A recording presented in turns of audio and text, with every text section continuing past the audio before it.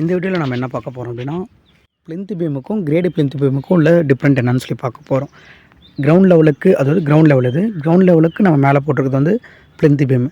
இதுக்கு மேலே பிரிக் ஒர்க் வந்து நம்ம பேஸ்மெண்ட் ஹைட் வந்து ஒரு 4 ஃபீட் போட்டிருப்போம். 4 ஃபீட்னா 3 ஃபீட் கிட்ட நம்ம பிரிக் ஒர்க் பண்ணி அதுக்கு மேலே போடுற ஒரு லேயர், ஓகேங்களா, அது வந்து ஒரு 6 இன்ச் ஹைட்டில் நம்ம வந்து போடுவோம், ஓகேங்களா. அந்த லேயருக்கு பேர் தான் வந்து நம்ம வந்து கிரேடு பிளிந்த் பீம்னு சொல்லலாம்.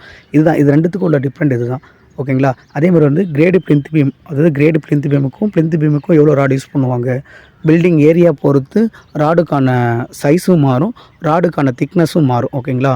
இப்போ காங்கிரீட் திக்னஸ் நம்ம வந்து ஒரு 1 ஃபீட், அதாவது 320 mm போட்டிருக்கோம் அப்படின்னா, இதே நீங்கள் வந்து நம்ம பில்டிங் ஏரியா பொறுத்து இது வந்து 1600 ஸ்கொயர் ஃபீட் கிட்ட நம்ம யூஸ் பண்ணியிருக்கோம் அப்படின்னக்குள்ள இதுக்கான இந்த ரெயின்போர்ஸ்மெண்ட்கான டிசைனுக்கு வச்சு நம்ம வந்து இந்த பிளிந்த் பீம் போடணும்னு சொல்லி போட்டிருக்கோம், இவ்வளோ திக்னஸ்லன்னு சொல்லிட்டு. இதே கிரேடு பிளிந்த் பீமுக்கும் வந்து நம்ம யூஸ் பண்ணுற பில்டிங் ஏரியாவை பொறுத்து திக்னஸும் மாறும், ராடோடைய டயாவும் மாறும், ஓகேங்களா. இதை வச்சு தான் நம்ம வந்து ஒரு பிளிந்த் பீமுக்கும்